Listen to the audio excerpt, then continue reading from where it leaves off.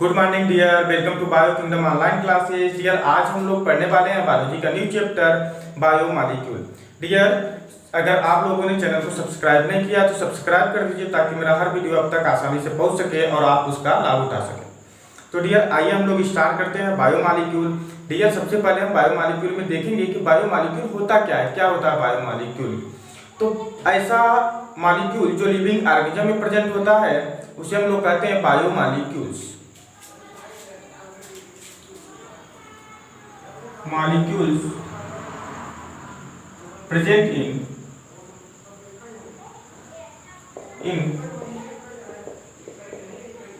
living tissue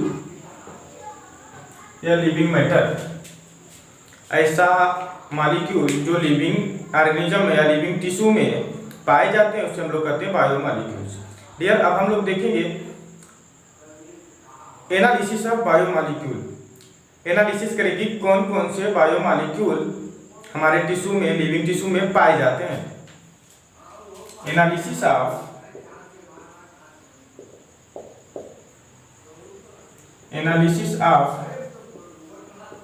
bio molecules.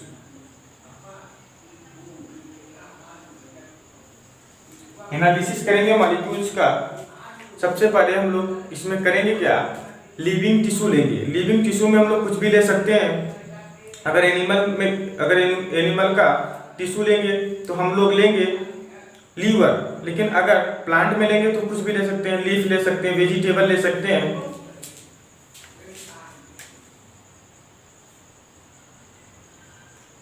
Living tissue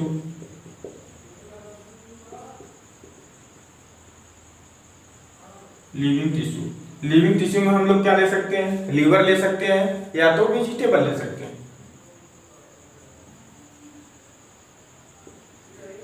liver या तो vegetable.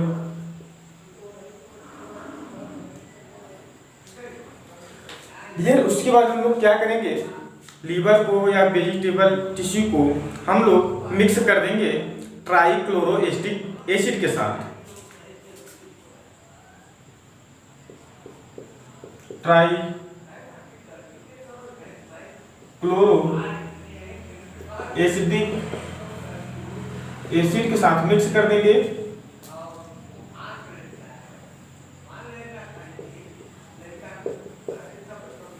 फिर उसके बाद हम लोग इसे मिक्स करने के बाद पीस देंगे, ग्राइंडिंग कर देंगे।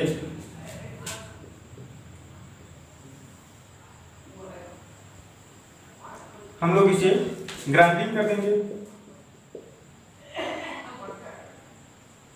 ग्राइंडिंग के बाद हम लोग इसे फिल्टर करेंगे। जब पूरी तरह से हम लोग उसे पीस लिए, मिक्स कर लिए, तो उसके बाद हम लोग उसे फिल्टर करेंगे।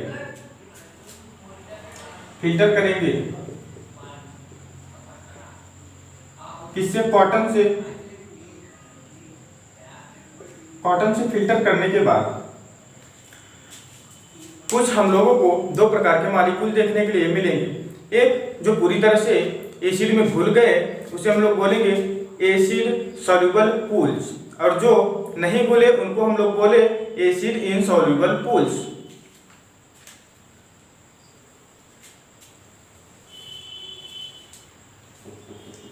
एसिड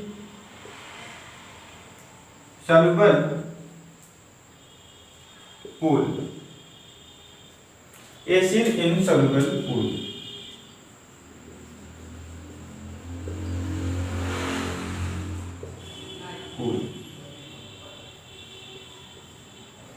डियर, जो एसिड में पूरी तरह से घुल गए, मिक्स हो गए, उनको हम लोग बोलेंगे माइक्रो मॉलिक्यूल्स। क्यों बोलेंगे माइक्रो मॉलिक्यूल्स? क्योंकि उनका जो मॉलिक्यूलर वेट होता है वो बहुत कम होता है, 18 से 800 डाल्टन। हम लोग बोलेंगे माइक्रो मॉलिक्यूल्स। क्यों बोलेंगे? क्योंकि इनका जो मॉलिक्यूलर वेट होता है बहुत कम होता है। कितना होता है? 18 से 800 डाल्टन। Molecular weight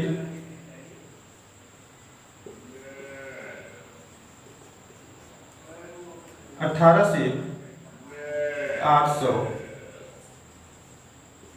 Dalton. और एसिड इनसॉल्युबल पूल, इनका जो साइज होता है ये बड़ा होता है, इसीलिए हम लोग इनको बोलेंगे माइक्रो मॉलिक्यूल्स।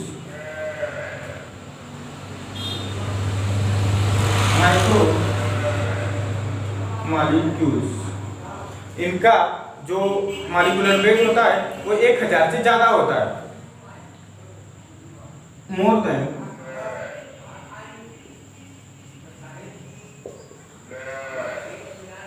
1000 डाल्टन। डियर, अगर हम लोग एग्जांपल की बात करें तो माइक्रो न्यूट्रिएंट में आते हैं हमारे विटामिन,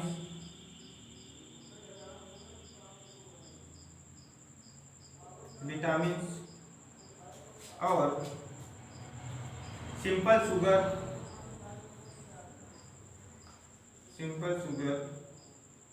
और जो नाइट्रोजनस बेस होते हैं वो आते हैं, नाइट्रोजनस बेस, ये हो गया। अगर हम लोग माइक्रो न्यूट्रिएंट की बात करें तो इसमें आते हैं पॉलीसेकेराइड, प्रोटीन्स और न्यूक्लिक एसिड और लिपिड। पॉलीसेकेराइड,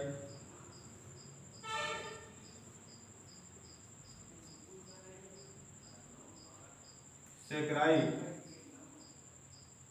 और प्रोटीन्स और न्यूक्लिक एसिड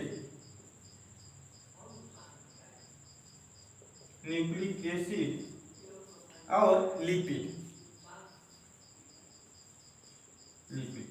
डियर, एक बात हमेशा याद रखना है कि जो लिपिड होता है उसका मॉलिक्यूलर मास जो होता है, मॉलिक्यूलर वेट होता है जो, वो होता है 800 से कम, लेकिन फिर भी ये माइक्रो न्यूट्रिएंट में आता है क्योंकि ये एसिड इनसॉल्युबल है। तो लिखते हैं हम लोग 800 से कम होता है इसका मॉलिक्यूलर वेट, लेकिन फिर भी ये माइक्रो न्यूट्रिएंट में आता है। किस कारण? ये इनसॉल्युबल होता है एसिड में। Acid insoluble. डियर, अब हम लोग देखेंगे analysis of inorganic molecules. Analysis of inorganic molecules, या इसे और भी कह सकते हैं analysis of S, analysis of S. इसमें हम लोग देखेंगे जो इनऑर्गेनिक मॉलिक्यूल होते हैं वो लिविंग ऑर्गेनिज्म में पाए जाते हैं कि नहीं पाए जाते हैं, पाए जाते हैं तो कौन कौन से इनऑर्गेनिक मॉलिक्यूल्स लिविंग ऑर्गेनिज्म में पाए जाते हैं। तो हम लोग देखते हैं, सबसे पहले क्या करेंगे, लीवर लेंगे एनिमल में, या तो वेजिटेबल लेंगे प्लांट में, टिश्यू लेंगे, और टिश्यू में या तो लीवर लेंगे और या तो वेजिटेबल लेंगे।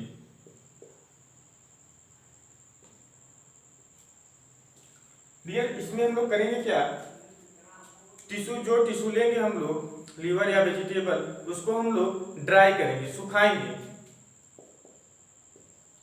उसे हम लोग ड्राई करेंगे, सुखाएंगे। फिर उसके बाद हम लोग इसे जब सुखाएंगे तो ये क्या होगा, इसमें से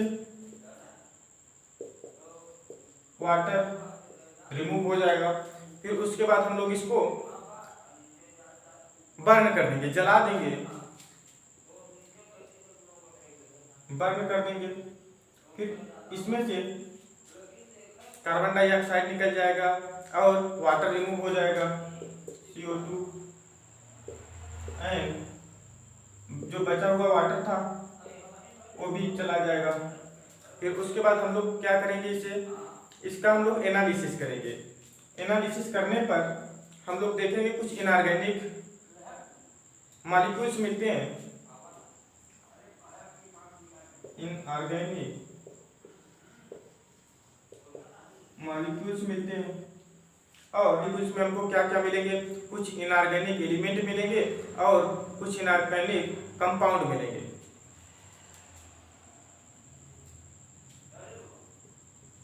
इनऑर्गेनिक एलिमेंट और इनऑर्गेनिक कंपाउंड।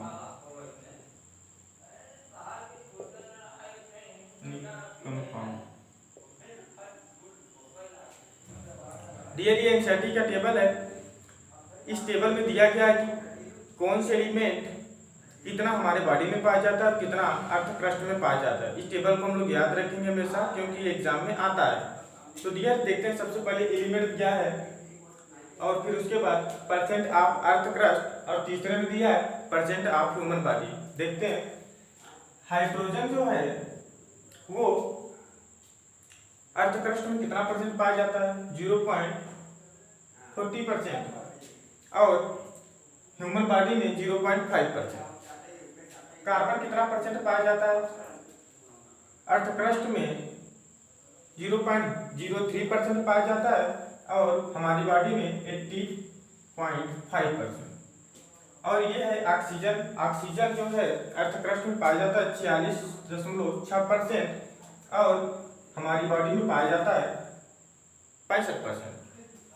ये है नाइट्रोजन। नाइट्रोजन कितना पाया जाता है, अर्थ क्रस्ट में बहुत ही कम अमाउंट में पाया जाता है, लिटिल अमाउंट में पाया जाता है, हमेशा याद रहना चाहिए। और हमारी बॉडी में जो है 3.3% पाया जाता है। ये है सल्फर। सल्फर जो है